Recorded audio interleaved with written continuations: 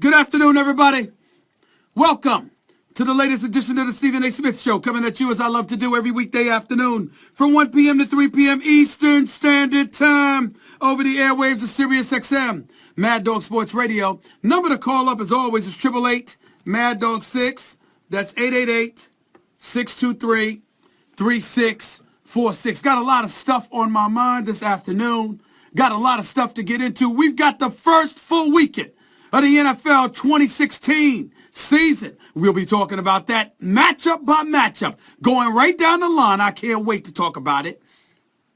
Of course, I'm going to get into Shaq and Allen Iverson, two of my boys, guys I've covered in the NBA for years, officially tonight being inducted into the Naismith Memorial Basketball Hall of Fame in Springfield, Massachusetts. I will be there. Definitely going to talk about them a little bit, along with the great Tom Izzo, posthumously my man John McClendon and others, Cheryl Swoops, Yao Ming, the list goes on and on. We'll be talking about that as well.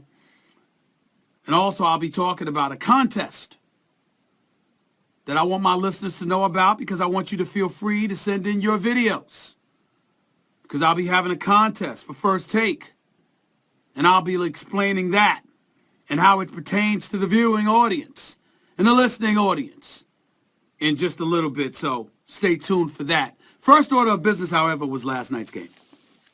I picked the Carolina Panthers to win this game. They should have won this game if Gano had done his job and not missed the damn field goal.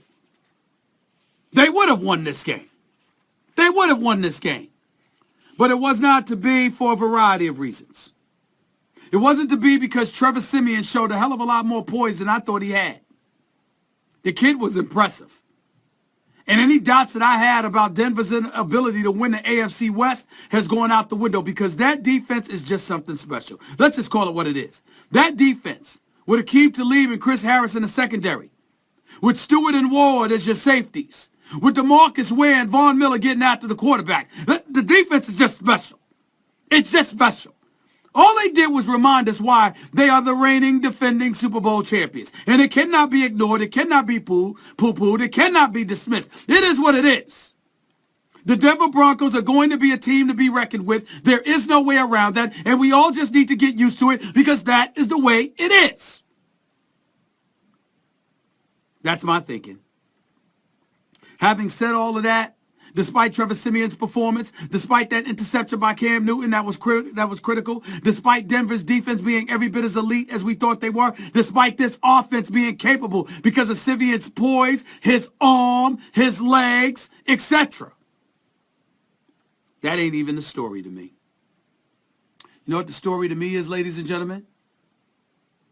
Cam Newton and those hits he was taking last night.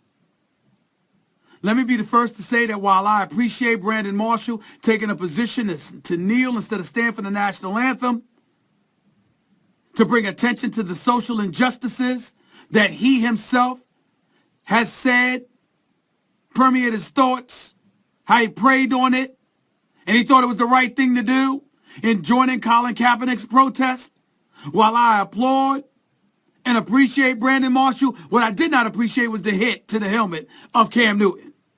And Darian Stewart should be fined immediately. And it should be a very hefty fine that Darian Stewart suffers from. Because let me tell you something. That last shot to Cam Newton's head, where he lunged his body and his head into Cam Newton's helmet, he's lucky he's not being suspended. And we don't know if he's being suspended or not, but he's lucky. The reason why I'm not advocating that he gets suspended is because there's no history of stuff here. It's not like he's a multiple-time offender like Vontaze Burfict, just ignoring all rules and regulations. No, he's not doing that. So because of that, I'm not going to call for Stewart to be suspended. But he does need to be fined heavily. There is no doubt about that. These hits to Cam Newton are a story in and of itself. Let's be clear. Cam Newton is the Shaquille O'Neal of the National Football League. Remember when Shaquille O'Neal used to play? And we sat up there and thought about Shaquille O'Neal? And we thought about how much he was hacked all the time and how he had to deal with that nonsense all the time. Basketball is a different sport than football. But that's what they're treating Cam Newton like. The referees, the officials, yes, I said it. Let me tell you why. At 6'5", either 250 or 260, Cam Newton is a big boy. He's a beast at the quarterback position. What he also is an individual that doesn't shy away from contact. He will punish defenders just like they try to punish him. And because he is that dude, because he thinks that way, because that is his mentality, he invites the violence.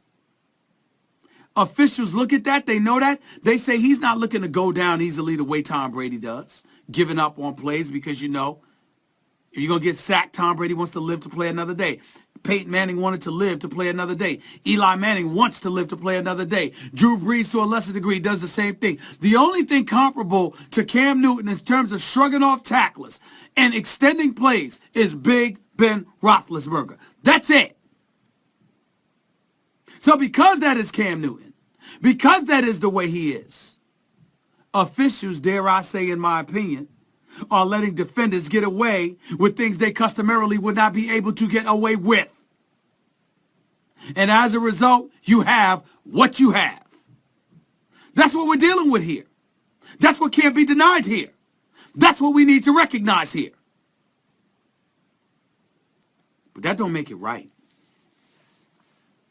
Because let me tell you something. Cam Newton is a superstar in the NFL. That's right, still tier 2, because tier 1 to me is somebody that does it over a lengthy period of time. I'm not giving you tier 1 status as a quarterback because you had one great season. I'm not doing it. You have to do it more than once. And understand that I'm not changing in my thinking in that regard. Get over it because that's the way it's going to be. But having said that, that don't mean that Cam Newton is not a victim. The hits are excessive, they're excessively violent, and they're targeting his head. And last time I checked, the NFL was supposed to be against that. Last time I checked, the NFL was supposed to be hell-bent against that. Where was the concussion protocol last night? Inquiring minds want to know, because I damn sure didn't see it. I didn't see any concussion protocols. There's an independent neurologist on both sidelines and a booth spotter who is responsible for alerting the game officials if he sees a player who might have sustained a concussion. Nobody examined Cam Newton. Nobody. Until after the game. Nobody. How'd that happen? How does that happen? For the reigning league MVP, who is arguably your most marketable commodity, who is a member of the defending NFC champions. How does that happen? NFL needs to answer these questions. NFL needs to tell us something. NFL needs to get it together. Because I got to admit to you, I'm at a damn loss. It doesn't make sense to me. Cam Newton is taking too many hits above the neck. His teammate Greg Olsen was right. His teammate Thomas Davis Jr. was right. Talking about how the officials are treating him by different rules because he's so big, because he's so physical, because he's such a Goliath. He can take it. Oh, he's talking to teammates and people afterwards. He's okay. What that got to do with the price of tea in China? Somebody's got to ask these questions. Because we can't have a star caliber player of this magnitude missing out on being a part of the game.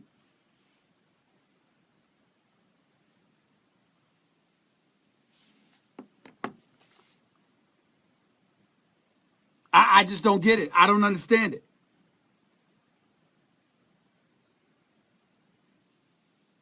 I'm of the mindset like, hey, it is what it is.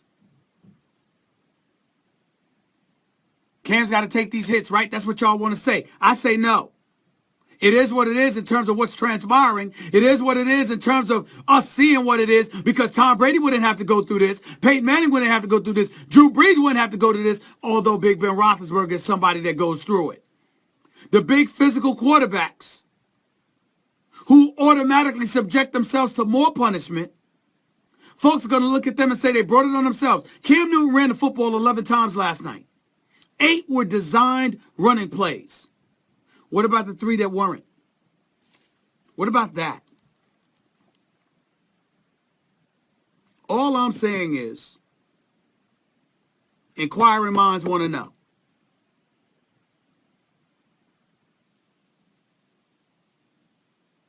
That's just me. 888 Mad Dog 6 is always the number to call up. This 888-623-3646. By the way, that is in no way to let the Carolina Panthers defense off the hook. You did have a 10-point lead entering the fourth quarter. You are the reigning NFC champions. You did lose Josh Norman, but you still got one of the elite defenses in all of football. And you were going against a quarterback who was drafted in the 7th round of 2015 and did not throw a single damn pass all of last regular season. How in God's name is this his first regular season action, and he steps on the field against the Carolina Panthers and looks pretty damn good? How did that happen? I don't understand it. I'd like to know, because it certainly doesn't make sense to me. It really, really doesn't. 888 Mad Dog 6 is always the number to call up. That's 888-623-3646. Why did Denver lose this game? Why did Denver win this game? I'm sorry.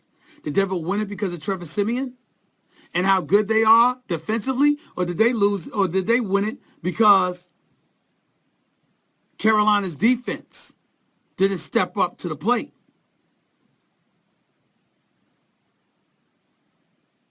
In Carolina, how much is Cam Newton being held back with people trying to brutalize him? How much is that factoring in to y'all being 0-1 on the season? Would be nice to know.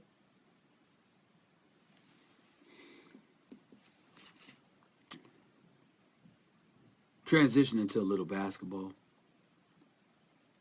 I'm looking forward to tonight's Hall of Fame action.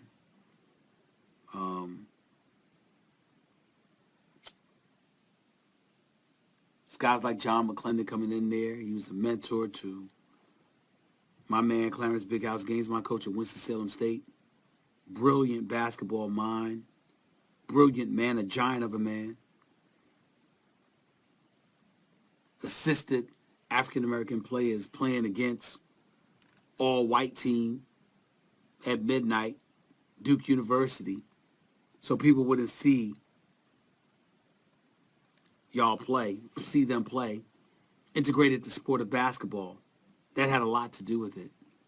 He's already in the Hall of Fame as a contributor. He's going in as a coach now.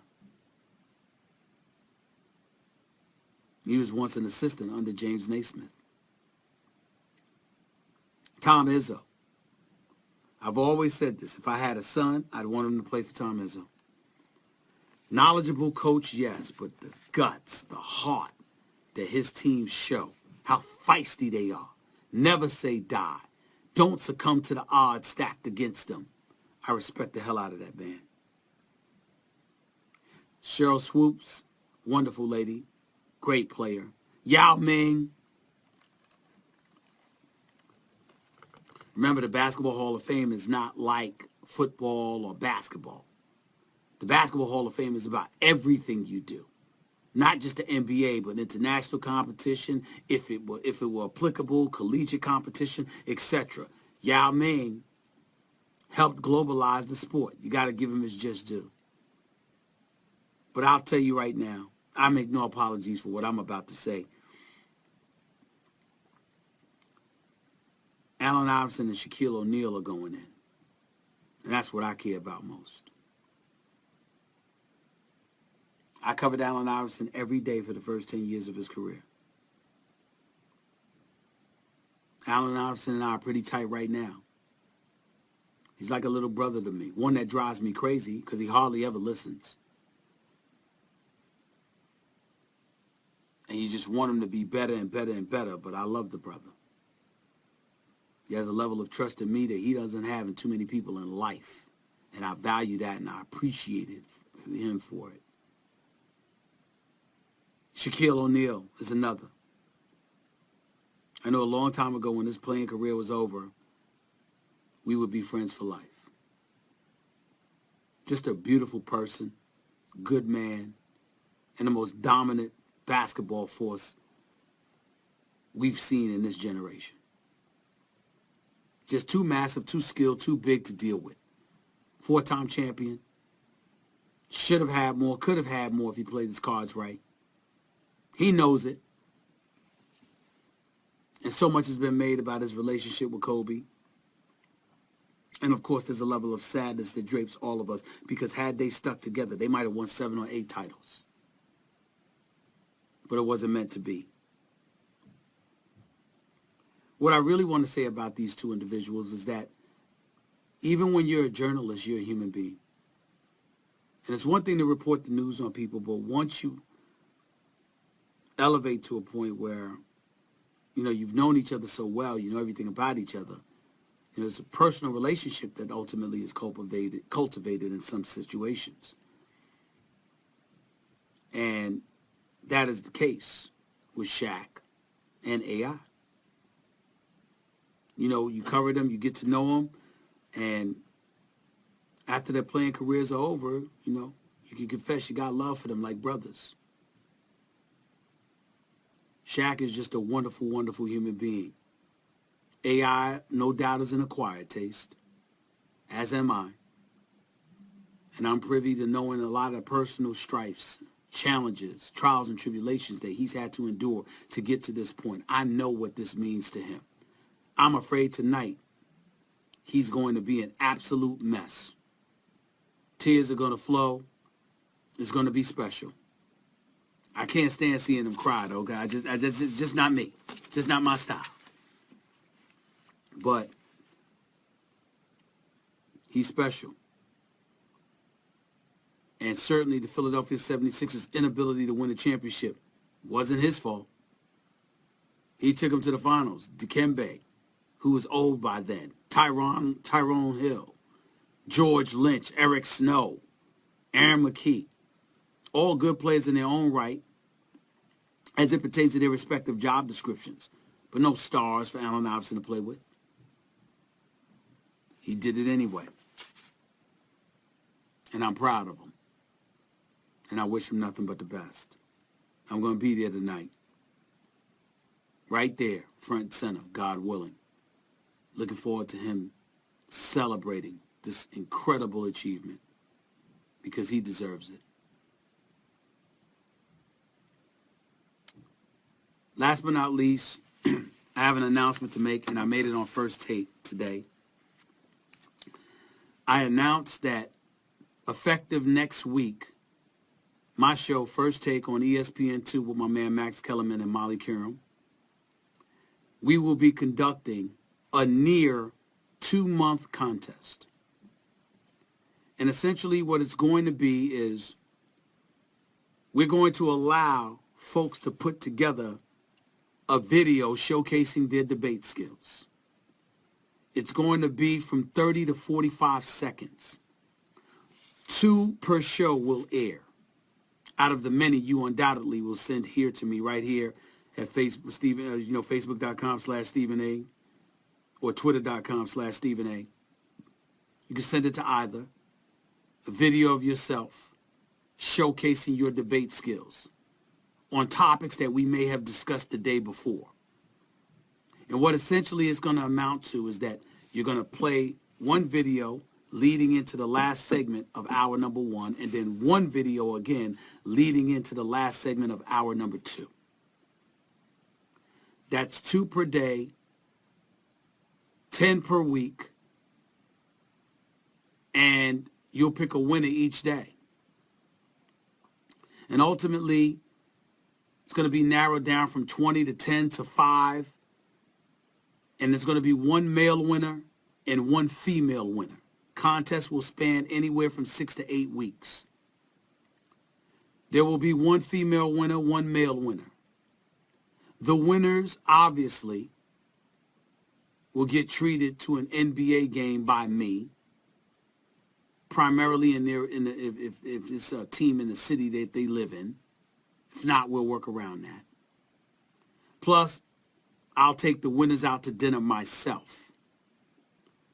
But the biggest prize is that the winner of the contest on First Take, beginning next week, gets an all expenses paid trip for two to Bristol, Connecticut to sit in on First Take for the vast majority of a 2-hour show. You will be on live national television debating with me and Max Kellerman and Molly Curran. That's what we're planning on doing. That's where we're going with this. So, again, I'll have more details for you as of Monday or so, but that's what we're doing. We're moving ahead with it. Be ready. So many of you talk so much smack, so much trash on so many occasions to me about how you'd love to debate me and get at me and come at me and all of this other nonsense. Well, guess what? You asked for it, you got it. You're going to have an opportunity to debate yours truly. And the reason why I tell you can send it right here to my Facebook page, facebook.com or twitter.com/Stephen A. and Stephen A. Smith. The reason why I keep bringing that up is because I'm going to look at your videos and I'm going to pick the best of the bunch. And from the best of the bunch, I'm going to decide who we consider. So tune into this radio show. Tune in to First Take on ESPN2. And more importantly, send your video in to me so I can look at it and decide whether or not it deserves to be seen. Your facts will matter. Your delivery will matter. Your presentation will matter.